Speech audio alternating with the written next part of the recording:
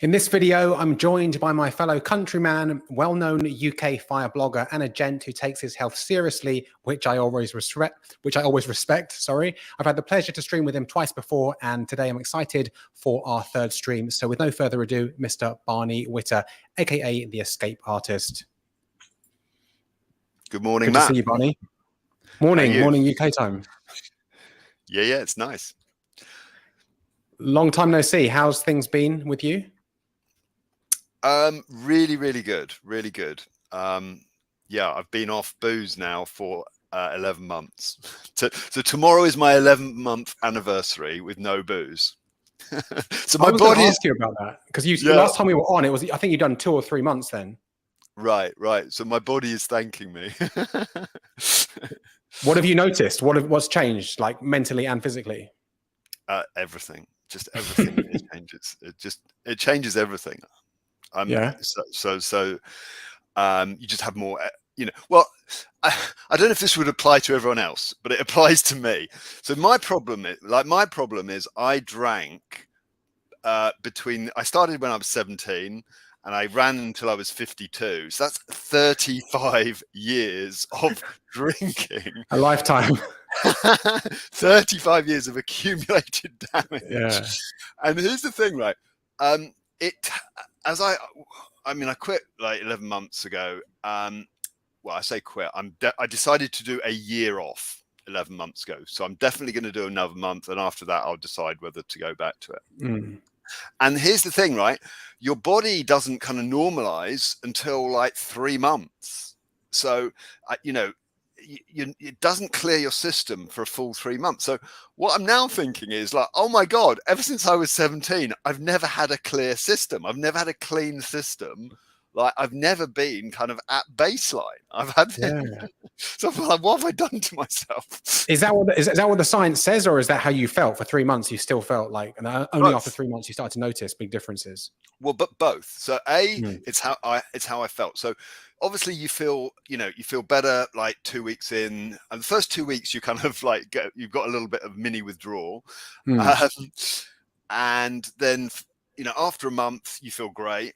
But what I was surprised at is like, after 2 months, I feel better than after 1 month. And then after 3 months, I felt better than after 2 months. And I'm like, hold on, I would have thought it would have leveled off by now, but I'm still feeling better. So that was my experience. And also I've just done a ton of reading now. I've been down this rabbit hole about, what booze does to you and what drugs do to you, and like how it fries your dopamine system. Yeah. And essentially, it causes neuroplasticity. It causes your brain to change. And long story short, it takes at least 3 months, to rewire yourself. I mean, it's that makes sense, because let's be honest, it is poison. Why do you get a hangover? Why do you get withdrawals? Because obviously, it's your body's detoxing. It's getting out of your system. And after a certain amount of years, or even 3 decades or more of doing that, of course, it's going to not be overnight that you're going to feel like, $1 million. A funny story that I remember you told me last time was the area you live in, or the part of London you live in, that you put your recycle stuff out every Tuesday or something. And you said, I'm basically an alcoholic and the neighbors have much more than me. So it shows the state of the UK, right? Yeah, it's terrible. But starting at 17, that's a classic. Like we all start way before we should do, which is 18 in the UK. These days, I can count how many drinks I have a year in one hand, and I just feel so much better for it. If I have 1 gin and tonic or 1 glass of wine, which is nice with a meal now and again, I don't sleep well. I can't sleep well. I'm up in the middle of the night, and it's not worth it for me. No, it's not worth it for me now anymore either. Now, I hated people like me for many years. Like, oh, who's this guy, banging on about giving stuff up and like, being a miserable git. So I kind of hate anti-alcohol people. And now I am one. It's hilarious. It's really, listen, even reading your content on Twitter and your blog, I know you started in finance, but I would definitely say you're more lifestyle. You give health advice, mindset advice, all that stuff, which is really good. And I definitely want to get more into that later in this video. But for the people that don't know who you are, and I'm sure you've done this a million times before, could you sum up the FIRE movement in a nutshell to some of the viewers who might not have heard of it, what it is and what it's all about? Yeah. So FIRE stands for Financial Independence, Retire Early, and it's essentially just sort of radical personal finance. So it's Mm, per- personal finance on, extreme. So like, how much can you stash away? How much can you save? How much can you invest? Rather than, like in my case, drink it or spend it on taxes or mm, restaurants. And so, yeah, so it's the idea that if you can stash enough away, you can get to the point at some point in your life, hopefully earlier than 67 or whatever, that where work is optional. mm, So I used to have a proper job back in the day. I trained as an accountant. I worked in corporate finance advice in London for like 20 years. And then when I was 43, I kind of figured out I don't need to do this anymore. So I stopped. And since then, I've just been writing about some of these things, writing about personal finance, writing about investing, but also writing about health and mindset mm. for the last kind of 10 years. Yeah, your blog is great. It's loaded with information, and it's not like a massive, it's not War and Peace. So you could share it. I'm sure people have got a short attention span, but they're great. They're really good. How many hits are you getting? Because I know before the old C19, you were getting more, and then it went down. And what about now? Yeah, so I got absolutely caned by the Google algorithm Mm, for daring to mention lockdown. how dare So you? I wrote an article saying like, I hereby declare lockdown over, or something like that. And it was kind of tongue in cheek because I was just Mm. pleased to go to the pub after. And yeah, no, so Google spanked me for that, and so I went down from 10,000 page views a day to like less than 1,000 page views a day, and Ouch. so that's, hey ho. Anyway, so I've leveled off, and so my own traffic is my own traffic now. Google doesn't do me any favors. Mad. It's mad if you don't toe the line in this day and age, right? You get punished. Yeah, I mean, it's that's a whole different rabbit hole, but yeah, it's certainly, I did find, 2020, 2021, 2022, a learning experience in terms of what I learned about human nature, what I learned about social media, what I learned Mm. about, how the world is presented to us and what we see. Yeah, very, very interesting times. But it's weird that we can't talk too much about it. What about the markets? How are they looking now that, the whole C19 thing is in the rearview mirror, in your opinion? So essentially, everyone is as miserable as hell at the moment. And I almost swore that. So everyone's miserable because essentially we're all paying the price of those repeated lockdowns. So Mm. you can't just shut down the economy or big chunks of the economy for months and months at a time and basically pay people to stay at home and tell people just to watch Netflix and, drink and eat Doritos, Mm. and that not to have some, nasty side effects. And so, supply chains got disrupted. A lot of business projects got disrupted. People's personal habits got disrupted. And, one of the consequences of that was inflation, not helped by, Putin invading Ukraine, etc. Mm. And because, inflation spiked up, interest rates had to go up to fight it. And so, we now have a cost of living crisis. We now have expensive mortgage rates, and everyone's miserable. Yeah, I those shouldn't mortgage laugh. rates are going to hit quite hard, right? It's going to be horrible for a lot of people. So, I mean, I think like one of the very first, it's interesting. One of the very first articles I wrote, and this was 10 years ago now, was mortgages and the banker's jar. And Mm. so this is a story that I stole from a guy called Steve Biddulph. And he says, what do you do when you go in to a bank and get a mortgage? He says, essentially what you do as a young guy, you go in, you kind of scrub up, you go in and ask for whatever it costs to buy a house these days. And, the bank manager looks you up and down. And he says, okay, he looks at your income, looks at, what your affordability is. But he says the nasty thing that you weren't expecting is there's this thing called the banker's jar.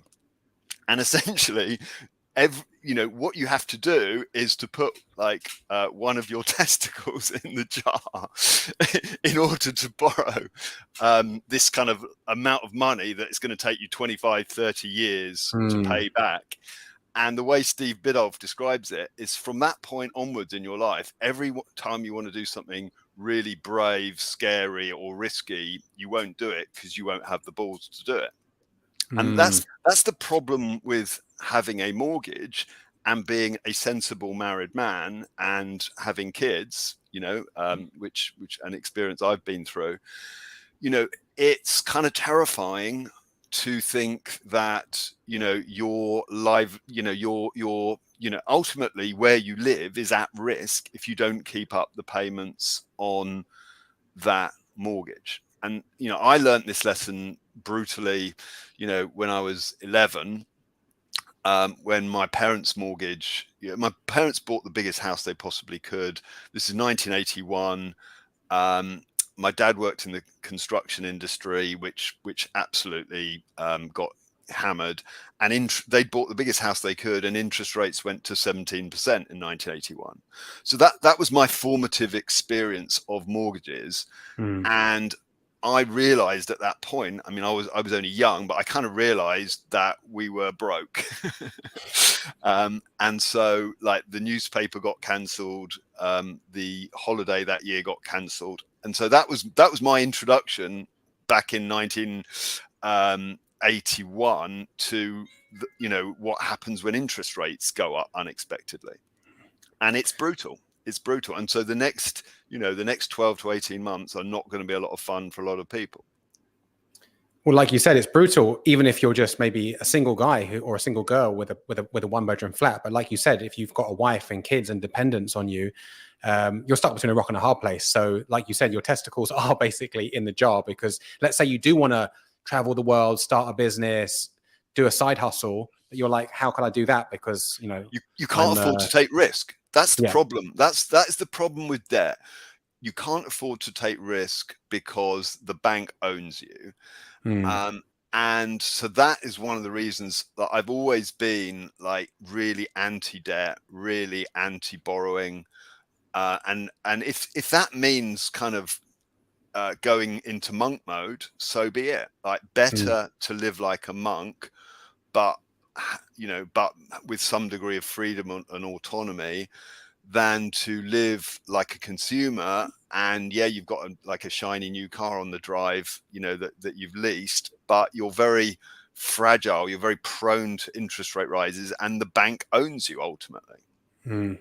I guess if you're in the FIRE community, stuff like this won't rock you as hard, I'm guessing, because you have that kind of frugal mindset. You're a bit more hardy when it comes to tightening the belt. Well, certainly the mortgage rates won't affect me, because I basically engineered my entire life to just get rid of my mortgage as soon as I possibly could. And so, sorry, I meant the FIRE community in general, because of it being so frugal with spending. Maybe it won't be as... You're right. You're right. I mean, against that, I guess if you were already sort of super frugal and not spending any money, you haven't got much scope to cut. But psychologically, I think you're absolutely right. Psychologically, if you're happy at, thinking, okay, I don't need all this stuff. I don't need to be going out. I don't need, X mini breaks a year or X holidays a year. If you're just kind of happy with yourself and living simply, that is a much better position to be in, I think. That is a much more resilient position to be in, I think. And ultimately, your happiness is more in your control. Yeah, 100%. But sorry, I interrupted you there, because I know you went hell for leather to get rid of your mortgage. Was it by your late 30s or early 40s or something like that? I was done. I paid off my mortgage when I was 32 or 33. I can't remember. Wow. Now, so this was back in the day, and I was lucky. I got on the housing ladder in London, at the tail end of the last housing crash. So in the 90s, house prices crashed. I got on the housing ladder in the early 90s. They crashed. I got on the housing ladder 95, 96. And, back then you could buy like a, terraced house in Battersea, not for tuppence halfpenny, but it was like, you didn't have to be like, you didn't have to be Jeff Bezos to do so. Yeah. Now you do. Now you do. Yeah, now you kind of do. And so I got on the housing ladder. So I was lucky to get on the housing ladder, but then my childhood experience said, get the fuck rid of this mortgage debt, get out of debt as quickly as you can. And so I personally found it very motivating to pay off my mortgage. And so there used to be, I don't know if you remember, it's probably before your time, you're too young. There used to be this really good TV show on the BBC called Pay Off Your Mortgage in 2 Years. And what they would do is they would just take an ordinary family and they would get some sort of finance kind of guru, businessman, sort of Alan Sugar type, to go in and live with them and go in and look at their finances and just identify all the fat in what they were spending and look at all the ways they could get a side hustle or raise more income. And it was incredible what people could do in terms of just getting rid of their mortgage very quickly and overpaying it. And for me, I just found it a very tangible goal. I found it a very, tangible goal that's like, okay, I kind of want to go out and, to a restaurant, but on the other hand, I kind of want to be free and I want to pay off my mortgage even more. What's really interesting with that is obviously needs must as humans. When you look back through history, right, of humans migrating, from the East Coast of America to the West Coast or paying off your mortgage, and if you have to do it. And also what's even more interesting, if you go further back, you heard that message in your formative years, right? When your brain's probably still really plastic and you somehow hardwired into it, I need to get rid of this mortgage. So your RAS, your reticular activation system, was looking for ways to do that. Where other people, maybe they're more laissez-faire with it. Maybe their brain is like, I'm going to have a mortgage for 30 years. So that their brain isn't searching for ways to do that. 100%.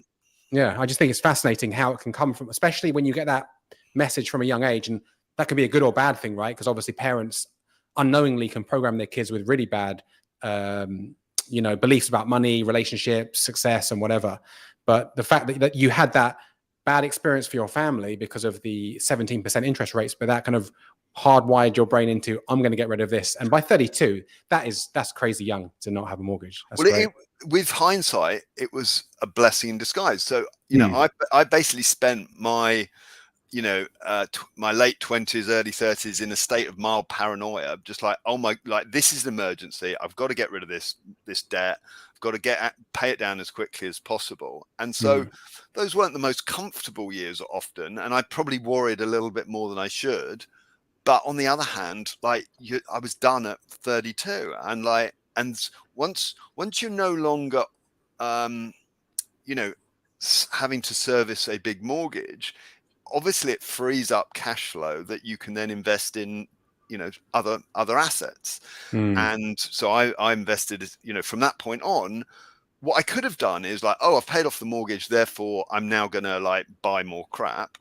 But my mindset was, I've paid off my mortgage. So instead of, I'll take the cash flow that I was using to pay off the mortgage and I'll put that in the stock market, and that will just build up and compound with like a J curve effect over time. And people don't realize how powerful compound interest is. People don't realize the power of the J curve. So, for the first few years, it kind of looks and feels like not much is happening, but then you get this exponential rise in the value of your holdings over time, yet with ups and downs. And, by the time you're 43, if you've been doing this for 20 years, amazing things are possible. Yeah. I mean, a decade. Yeah. People underestimate what they can do in a year or two and, overestimate what they can do in a year or two and underestimate what they can do, in a decade or so. You're one of the fire guys in the last few years that's changed their tune on crypto. I see a lot of fire people whenever I've been in Facebook groups and someone when they're asking about investments, gold, equities, real estate, and someone mentions, why don't you diversify into crypto? I see a lot of resistance to it in the fire community. Why do you think that is? Because it's so new and people see it as a scam? Partly that. I mean, at a very basic level, we've kind of we all taught ourselves that investments are something that generate cash flow. Okay, so you own a property, you can rent it out, you get rental income. You buy equities, buy into the stock market, you get a stream of dividend income, and that's good, right? We like assets that throw off cash flow, and so if you're just like, one of the, I mean, like I used to be when I first saw Bitcoin, I'm like, okay, well, I can't see the cash flow that it throws off. I can't see the dividend stream that it flows off. Therefore, it must be like just the ability to sell it on to someone else at a higher price, aka the sort of the greater fool theory. And so the problem with the, and that wasn't entirely, I wasn't entirely wrong, because the thing about, assets that aren't valued with reference to their cash flows, such as Bitcoin, is that it's harder to value it, and therefore you get these bigger booms and these bigger busts as sentiment crests and peaks, and you get this natural volatility of human emotion, of fear and greed through the cycle. And so because crypto didn't have easily identifiable cash flows, a lot of people, including myself, were kind of late to it. And a lot of people are still kind of sat there saying, well, I can't kick it. It's not like a house. I can kick a house. I can't kick a Bitcoin. So, therefore I don't believe it exists. And they can't see the cash flow. Now, I'm one of the things I'm really kind of quite excited about, in crypto, is the emergence of staking on Ethereum and other proof of stake networks that delivers the staker an annual interest rate, an annual stream of cash flows, albeit in the form of the native crypto asset. So you don't get pounds, you get more Ethereum for staking your ETH. But those staking rewards can be sold, and they can generate an income. So it's just not true any longer to say that crypto, there's nothing. It's not true to say there's nothing to it. It's not true to say there's no utility, and it's not even true anymore to say that there's no income to it. Yeah, definitely. Back in the day, I couldn't get my head around it. Like, what is this? This is noughts and zeros, and they're trading it back and forth. But with the emergence of DeFi and staking and borrowing and lending protocols and NFTs now, which represent ownership of artwork, but also stuff like properties. There's even people. I saw one loan that someone put up a Patek Philippe watch and then got a loan against it, and the NFT was a receipt of that loan. And obviously, if they don't pay the loan off in a certain time, then they can go and the watch goes into escrow. So there's definitely more utility to it, and the fact that DeFi is here now, and like you said, you can stake and get rewards in that same cryptocurrency, and then you could sell part of that maybe daily, weekly, monthly, and cash that into stablecoin and then into cold hard cash. So it's definitely not a thing of the future anymore. It's right here. I know you're leaning towards being a bit of an ETH maxi these days. Is that correct? Yeah. I mean, I do hold other stuff other than ETH, but it tends to be stuff around the ETH ecosystem. So I might have some Matic, for example, or I might have some like of the staking tokens, like Lido token, for example. So it's impossible to stay up with it, to keep up with everything in crypto. Ethereum is the ecosystem that I know the best. With your ETH, there's a protocol called Liquidity, I'm not sure you're aware of, on Ethereum, where you could just use your Ethereum as collateral and then get a stable coin. So that's always an option as well. Yeah, and then I think that a lot of the resistance often comes from people that they say things like, "Well, I don't understand. Like, we don't need any of this, like, because we don't need, need any more borrowing and lending. And what they miss is how inefficient a lot of the current financial system is, and how much sort of paperwork there is, and how much, and how centralized it is, and in some ways how fragile a lot of it is. And so, I'll hear sort of naive people saying, well, we don't need any of this because we've already got a banking system. And I'm like, yeah, like, have you seen how like badly the banking system creaks? Yeah. And so there's so much that can be improved upon on the traditional financial system. It's also the financial inclusivity as well, right? Because let's say you're a guy from, I don't know, a third world country, maybe you're from India or Pakistan, and you've been quite savvy. You've got a bit of crypto, and now you want to maybe get a mortgage or whatever. Now, going to a normal bank, they might not look at you twice because you don't come from the right socioeconomic background, et cetera, where when you have ETH, or let's say the native token on another protocol, you could take that, get a stable coin, send it to your centralized exchange and change that into cash. So yeah, people that normally say that, like, oh, we don't need that, is because they're already heavily invested in centralized finance, in CeFi, in TradFi, and they don't really want to have a look at obviously what's competition. So it's an incredibly, when people say that, it's a very parochial view. It's a very Western centric view. It's a bit of a selfish view. So if I hear some Brit, some sort of fire guy saying, well, we don't need any of this crypto, it's all rubbish. I'm like, dude, you live in England, or you live in America. Well, lucky you. But what if you live in, Venezuela, or what if you live in Nigeria? What if you live in, most of the world where you can't trust fiat currency? The banking system is rotten, corrupt, or non-existent. And, and you're often excluded from, the financial infrastructure that, people like you just take for granted.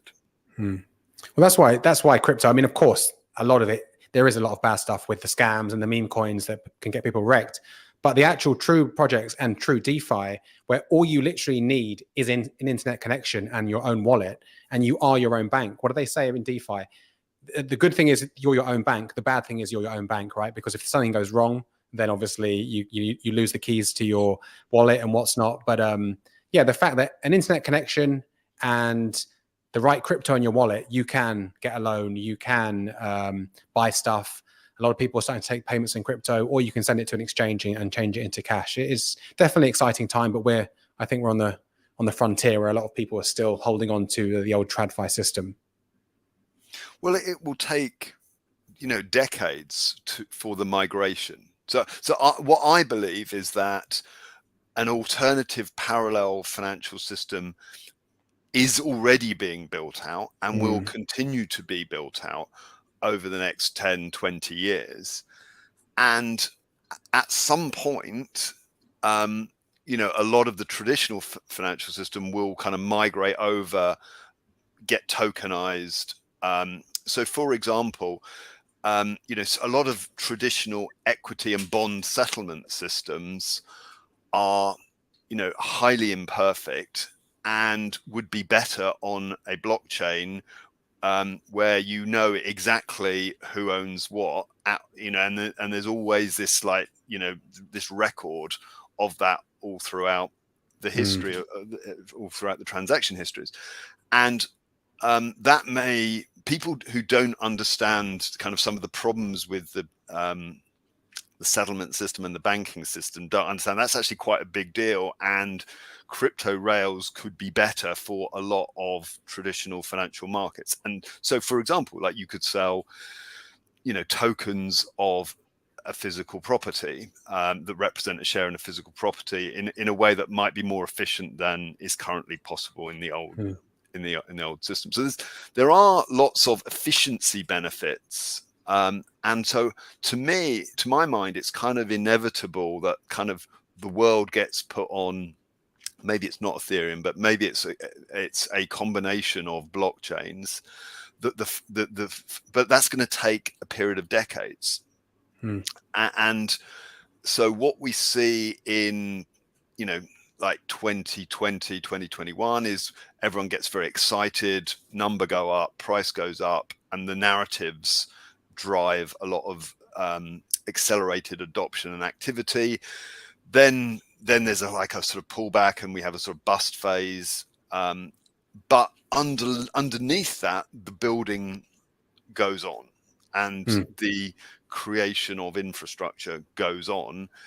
And at some point, big chunks, the sort of the BlackRocks and the Goldmans Sachs of this world and the Vanguards of this world, will all eventually, they will all eventually play in the crypto world to one extent or another. Yeah, well, BlackRock just filed for an ETF, didn't they, in the US? Yeah, it's definitely coming there. It's slow, but it's definitely coming up to speed. What have you been doing yourself through this bear market? Have you been DCAing on through ETH, or any other stuff you like, or buying in the dip, or just? So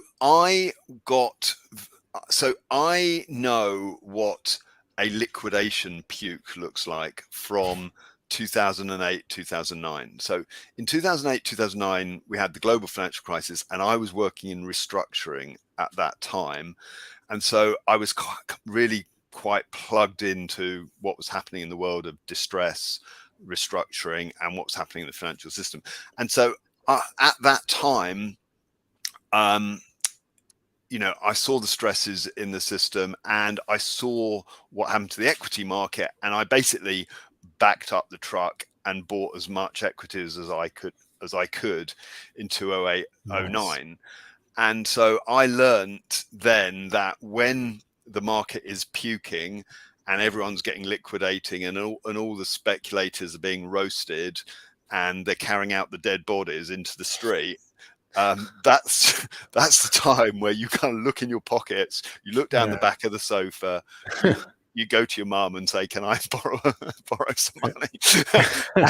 and like, you just, as much as you can lay your hands on, you buy assets that are going to survive. And so when I saw Three Arrows Capital go bust, and I saw and I realized how much of the crypto market activity they had been responsible for. And you saw the shockwaves that happened as a lot of those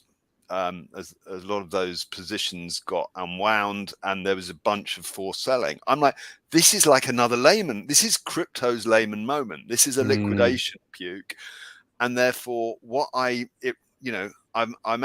feeling a lot of pain, because I bought some ETH at the high.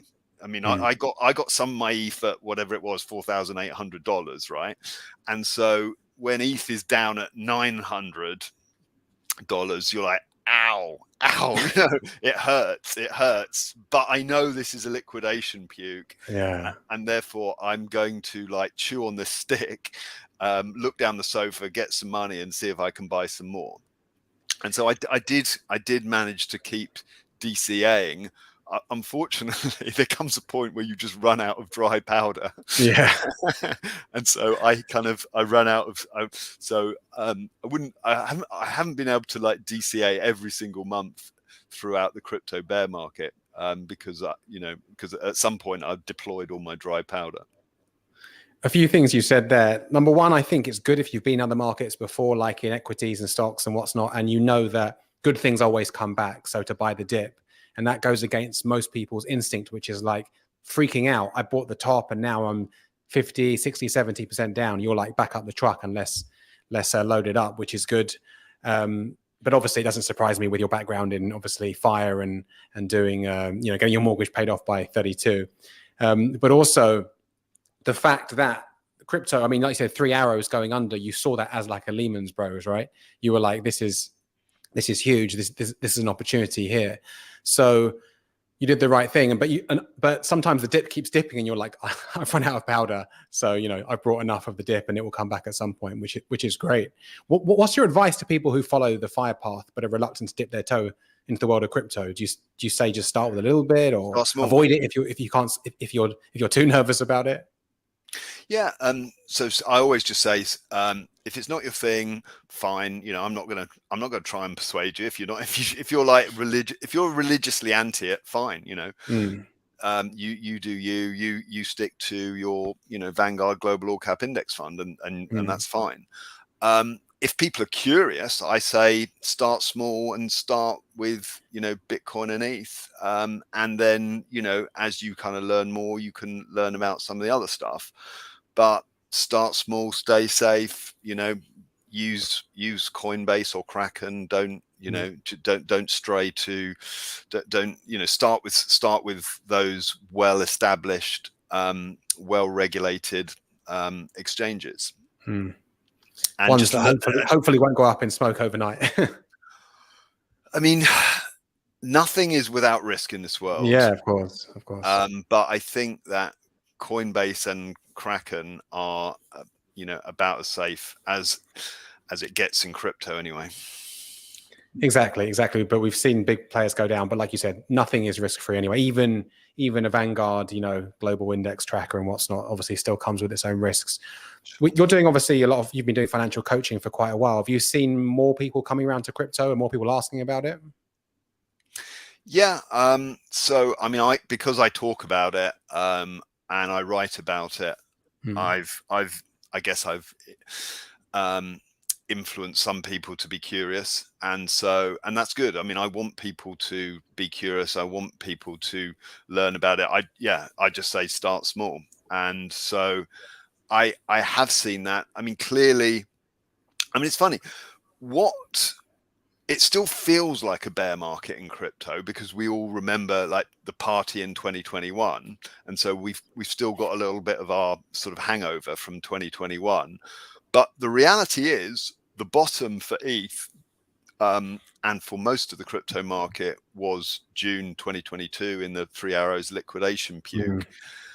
And ETH is up more than 100% since then. So it's actually, if we're not back into sort of bull market territory, but we are up 100%, and we're in sort of crypto spring, I guess you could call it. Yep. I mean, we're teetering maybe hopefully on a bull market, 2020, 2024, 2025, but obviously a few things need to change in the macro picture for that to probably happen. Going back to what you said before, you brought some ETH near the top at around $4,000. And I think in crypto, unless you're really lucky, people only really get into crypto when it's at the top, because that's when you hear about it, right? Bitcoin's at an all-time high, Ethereum's at an all-time high, and you buy that. And everyone I know from crypto either got in the 2017 top or the 2014 top. So you kind of have to buy that top and feel that pain.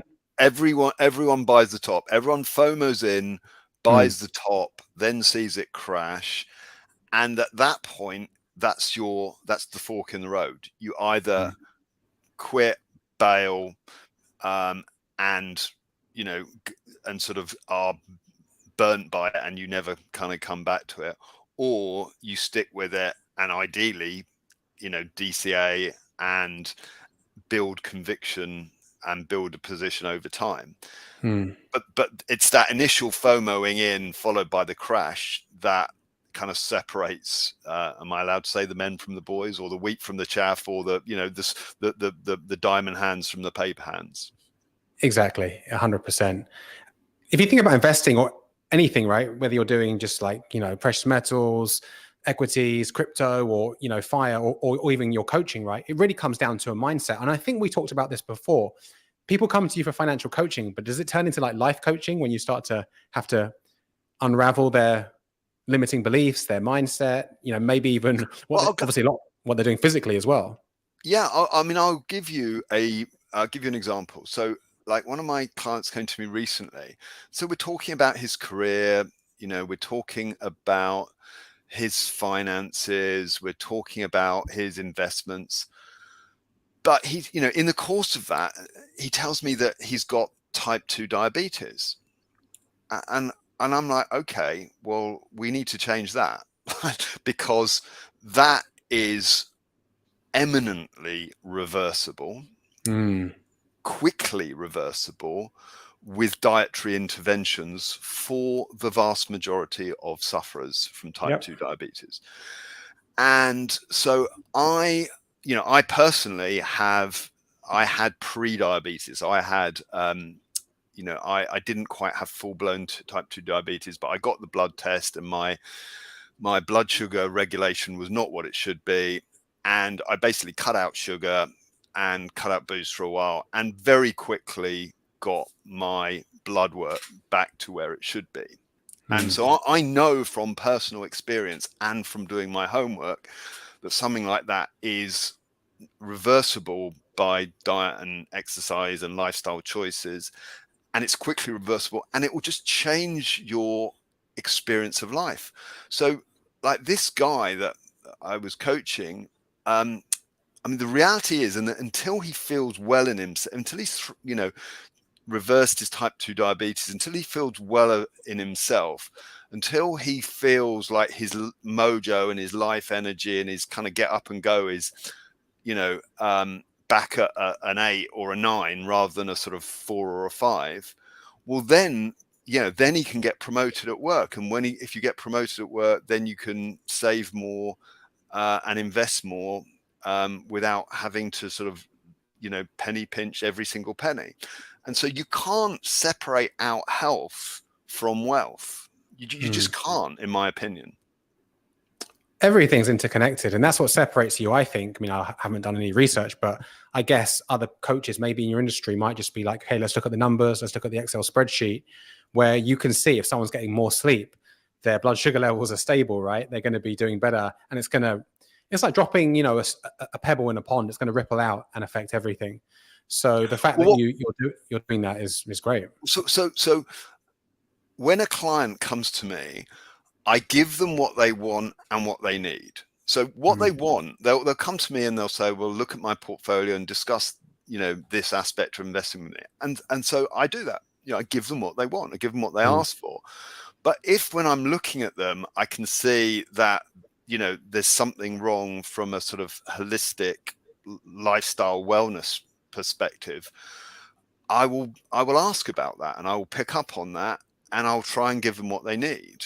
Because like if you can do that, and if you can identify the thing that's holding someone back, like the bottleneck, the critical path, you can not just solve their immediate problem that they're asking you about, you can change their life trajectory.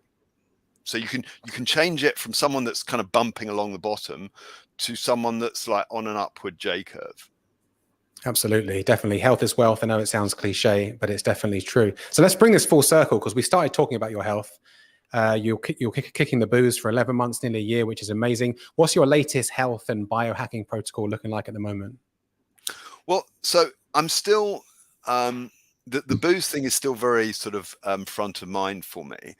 And, just on that. And so the other thing that I did is over the last year, whilst I've been off alcohol, I've basically experimented with every single supplement that there is out there. And so, Brian Johnson. Brian Johnson, the blueprint. Yeah. And so I accept that this is a slightly nutty kind of area, and there's like lots of kind of weird and wonderful people in this sort of space. But for me, once you kind of understand the power of biochemistry, you realize how much it changes your lived experience. You're like, okay, well, what can I do about that? So obviously I can get better sleep, and I can cut out the booze, and I can do my exercise. And I think if you've got the basics in place, then you earn the right to experiment with supplements.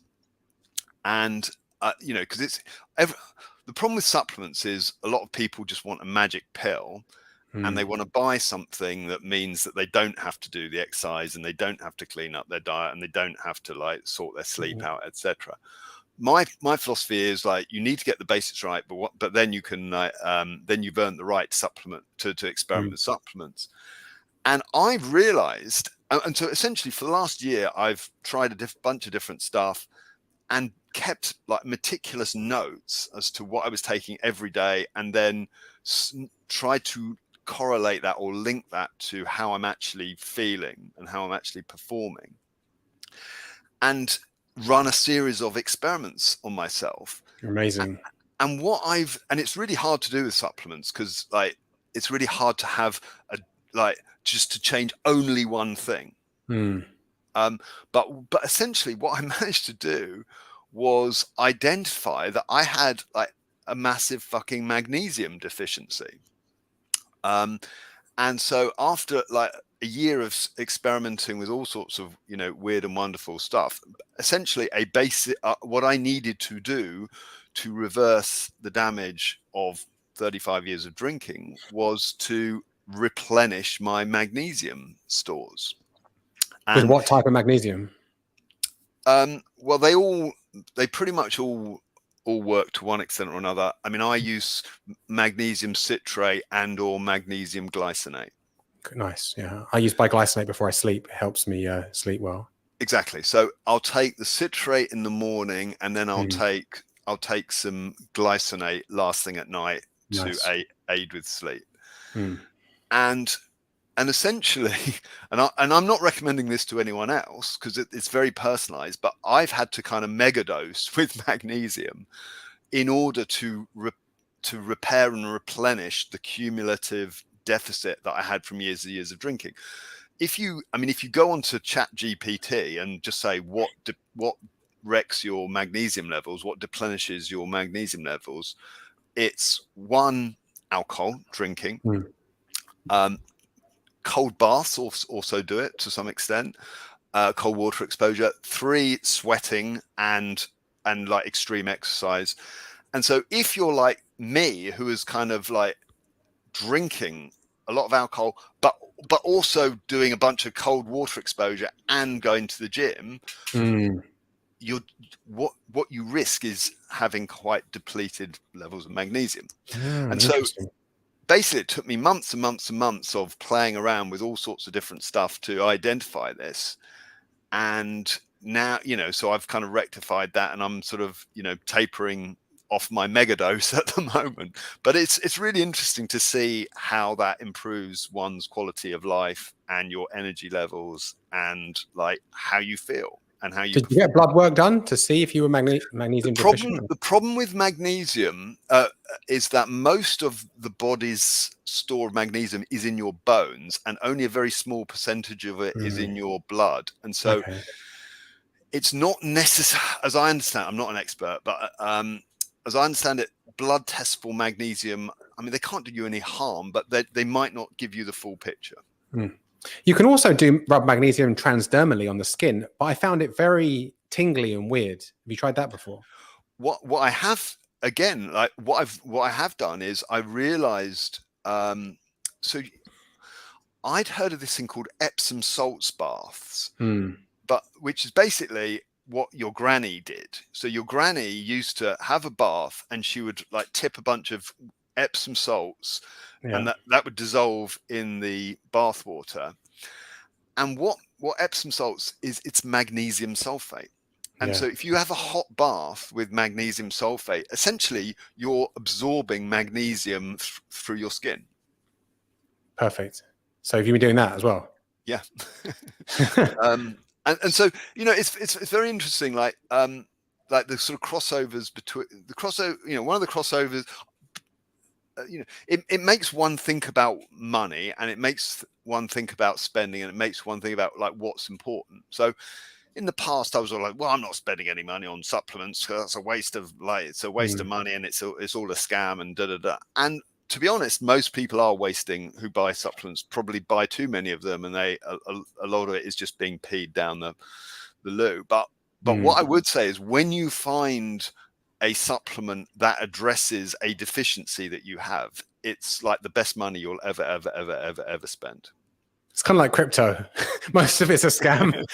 But when you find a good protocol or a good coin, it could change your life. So that actually sums up supplements quite well, because I think a lot of them are a waste of money and time. What were the big needle movers for you, and what were the complete wastes of money and time? So I mean, the biggest one by far is just magnesium. Okay.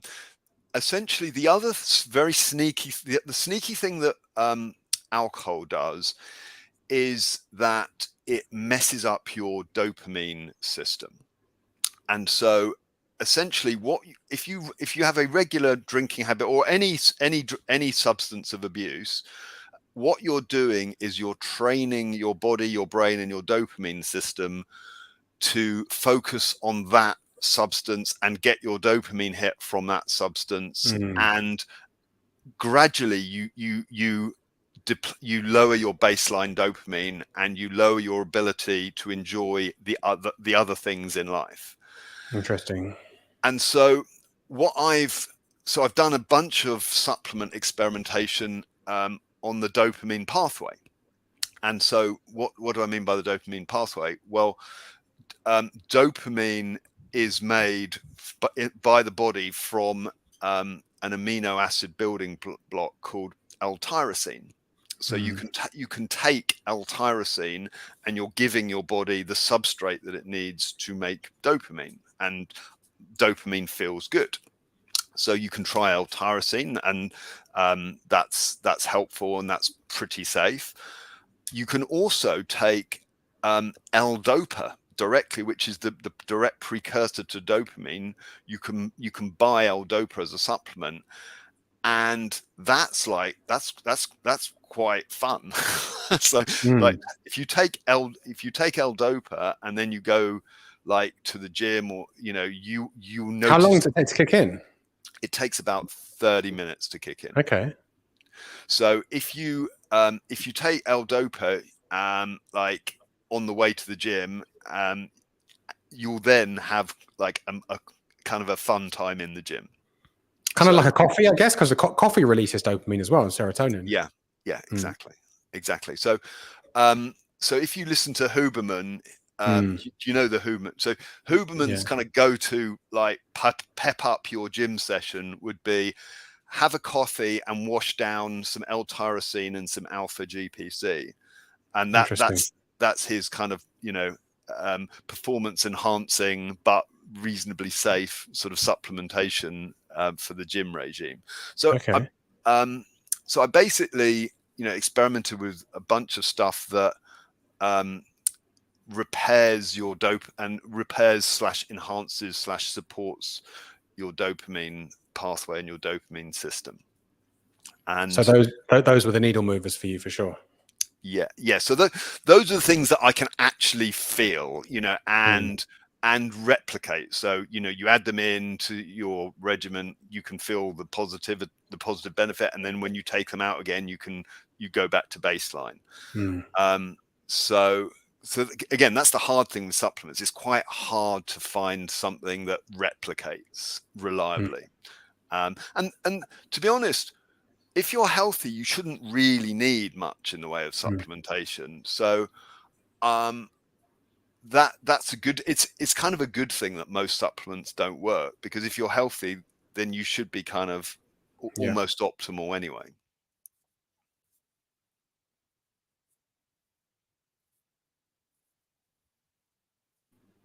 Sorry, I think I just cut out there. Can you hear me? Yeah, I can now. Yeah, sorry. What things were a waste of time? Everything. Sorry, almost everything else was a waste of time. And that doesn't mean that they're not good products. It just means I wasn't deficient in them. So like, vitamin D, for example, if like me, you're spending if like me, you're spending, you're looking after your circadian rhythm, you're getting morning sunlight and getting some time with sunshine on your bare skin during the daytime, you should be okay for vitamin D, and therefore, maybe taking vitamin D won't do anything for you. If you're deficient in vitamin D, then maybe the same supplement will be very beneficial for you. So it's all about like you, the individual, and what you're missing at that time. But there are, there's just a bunch of things that affect your your feeling of well-being and energy, but it's always based on like, what's your situation? Have you, like I have, like got a lowered level of dopamine? Maybe you've got a lowered level of serotonin, in which case you can supplement like 5-HTP, which is the precursor to serotonin. So you have to experiment, I think, to understand like what it is that's good for you.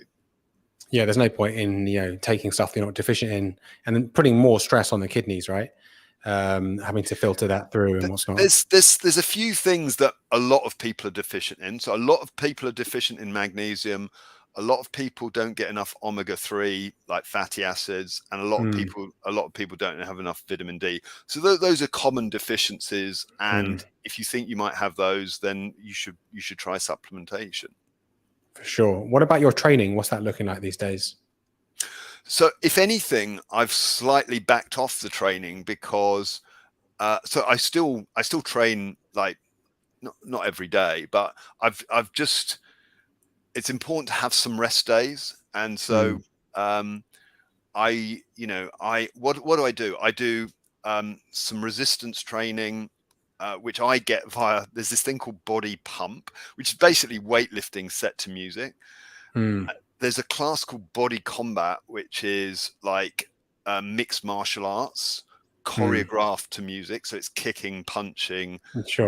Good cardio workout, like a shadow boxing kind of exercise stuff. It's shadow boxing and to music and cardio. So if I want to spice that up, I'll take some like L-Dopa before the class. And that's like living dangerously. Yeah, exactly. So like you gotta have some vices, right?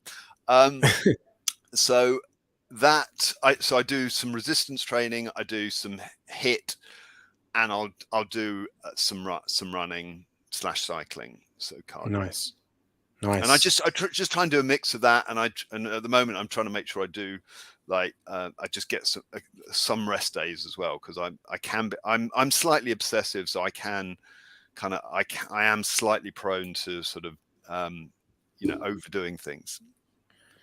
Yeah, I've definitely changed my training to a much more minimalistic approach now. And I used to think you had to train every day, which you don't. And in fact, I quite like the minimum effective dose.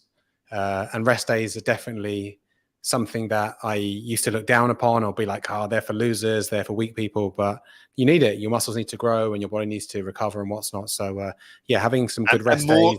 And more as you get older, let me tell you. Yeah, of course. I mean, like, let's be honest, right? When you're 19, 20, 21, of course, I think if you look at your testosterone, your IGF-1 levels, they're through the roof and they start to decline, right? Through your mid-20s and what's not. So, well, yeah. Sorry, I want to challenge you on that. Right. I want to tell the world about this. So if you look at the typical Western male, you get a fall off, as you say, from the age of 19 all the way through life of testosterone. Okay. So that is what we observe for most people, for most men. But oh my goodness, if you do cold water exposure, it is possible to just completely not just reverse that, but get yourself super physiological levels of testosterone. So I've been doing cold water baths, and I got my testosterone tested, and I got myself into the top 1% of guys. And I'm like, overall testosterone or free testosterone? Overall.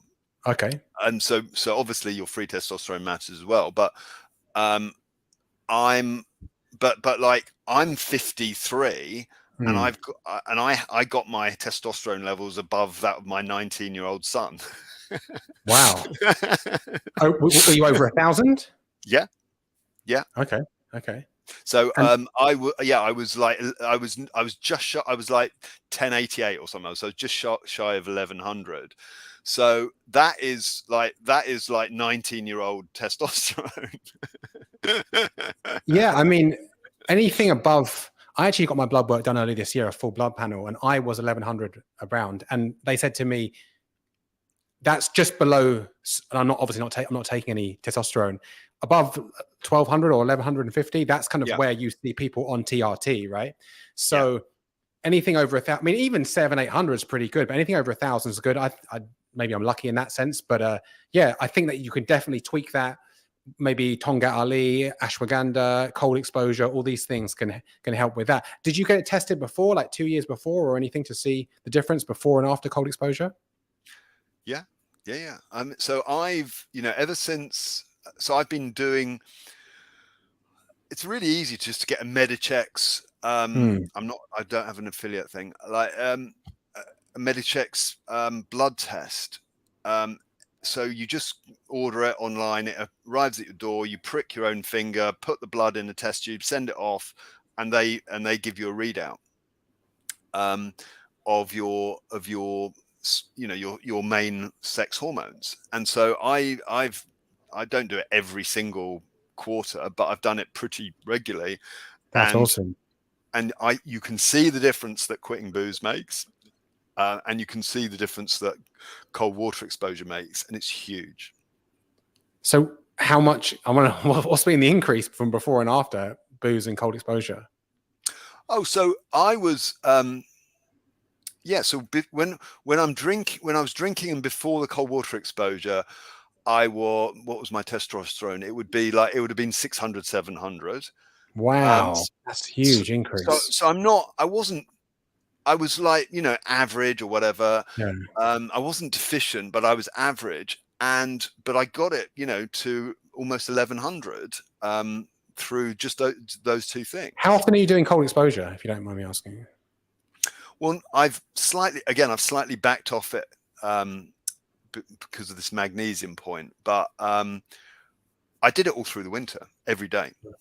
Oh, wow. And so I broke so my son bought he bought a bath, the bath on the patio, and I broke the ice to get into the bath. I love it. That's amazing.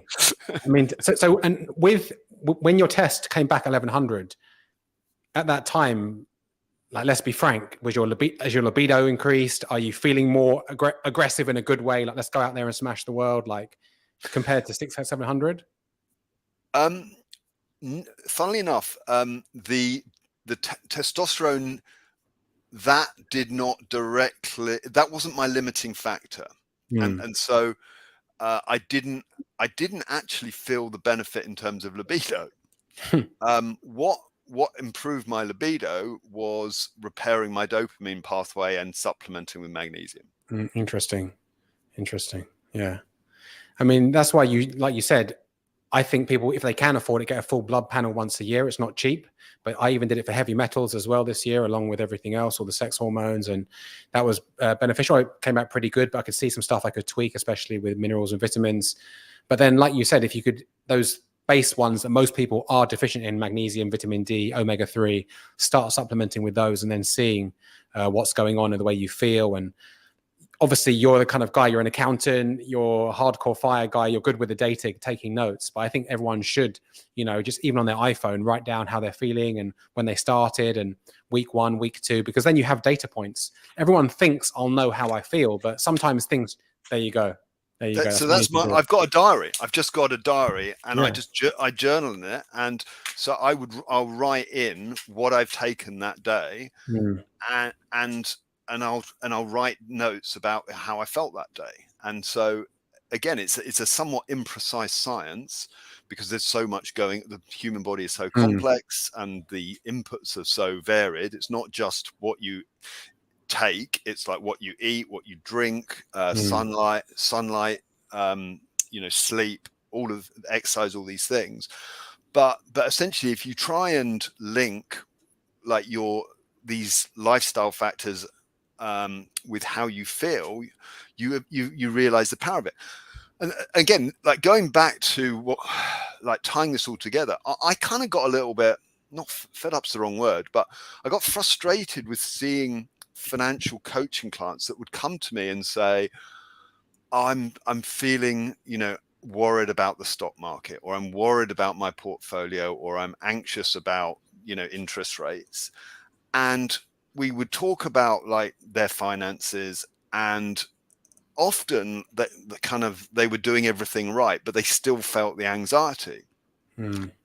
at which point you have to say, well, maybe money is not the answer. Like, at which point maybe the answer to financial anxiety is not having more money. It's actually changing your biochemistry, improving your health, and improving your wellness. And so my kind of catchphrase is, you can't cure money worries with money alone.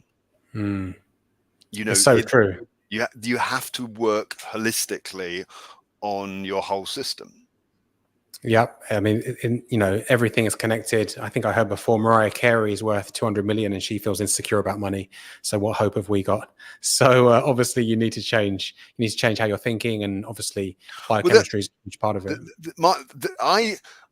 We all learn that lesson different way.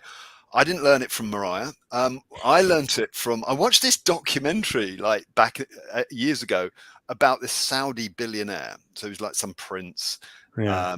And they showed you all his palaces, and they showed you all his sort of Lambos and his Rolls Royces. And then they showed you his yacht, and he had the yacht like moored up so that if the world ended, he could get onto the yacht, and it was like his escape, you know. And they showed you the gun cabinet on the yacht, and it was like all these assault rifles and rocket launchers and grenades and like all this like crazy like armaments. And I'm like, oh, so this guy, he's a billionaire and he's still terrified. He's not at peace with the world. And so I could give him another $100 million and it's not going to even move the needle. It's not going to change how he feels at all. Yeah. So interesting. Psychology, when you start going down the rabbit hole of psychology, human nature, it's so interesting. I mean, obviously, I'm nowhere near anything like that, but I've had things in my life where I've had these goals or things I want to achieve, or amount of money I want to make. And don't get me wrong, it's great to shoot for them. You should have goals. But when you hit them, you have this anticlimax where it's like, I thought I'd feel different, but I don't. You know, it's so obviously it wasn't the thing. It wasn't about having the house or the amount of money or the trophy girlfriend or wife or whatever. It was about obviously your own internal mindset and how you view the world, which is obviously, as we know, is plastic, and you can definitely change how you think about things. Listen, man, this has been really, really good today. I've really appreciated you coming on. Always a pleasure. Where can the folks watching find out more about you? So my website is The Escape Artist. So it's www.theescapeartist.me. So not .com, .me.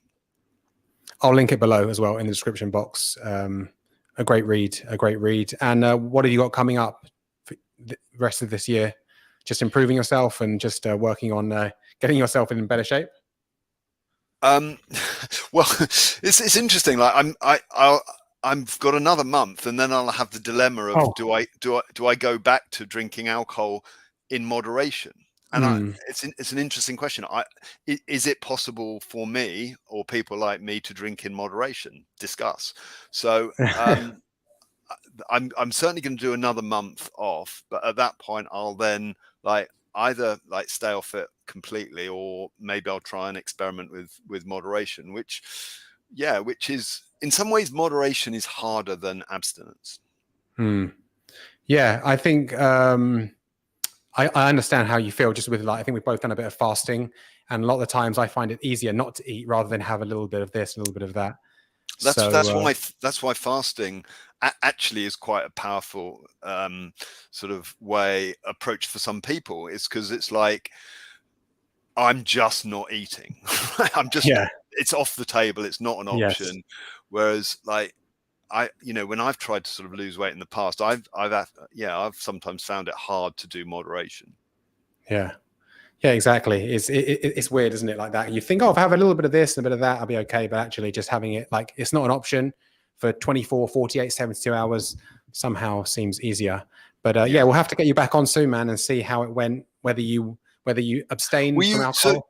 So I think, I don't know if this happened since we last spoke, but you definitely inspired me. I did a 3-day fast. Yes, I remember on Twitter. Well done. So I did 3 days, and that was kind of wild. I mean, it wasn't the most fun I've ever had, but it is doable. It is absolutely doable. And so I try and do a few sort of things like that just because they do reframe what you think of as possible. Yes. Yes. I mean, we're told, you need to have 3 meals a day and then you skip breakfast. You're like, oh, I didn't really need that.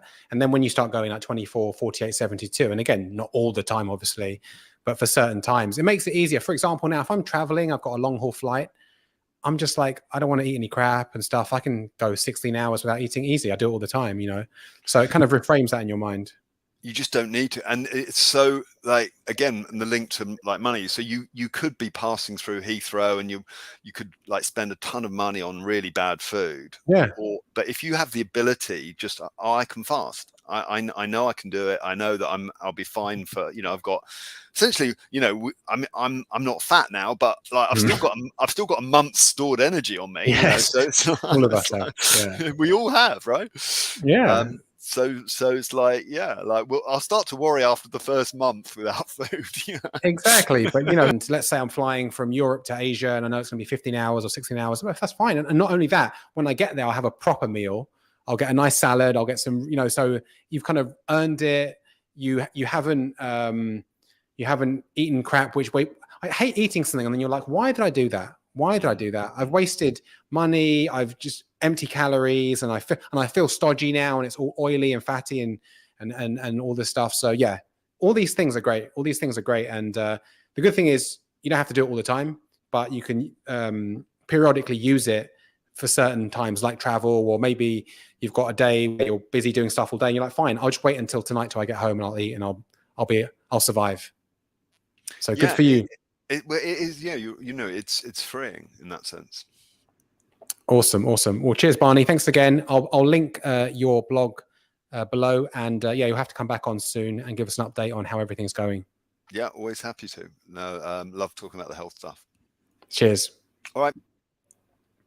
Barney Whiter, definitely check out his blog, which I'll post below. And if you like content like this, you can hit that subscribe button and that bell icon so you're notified every time we drop new videos on the channel. Thanks for watching, and I will see you on the next one.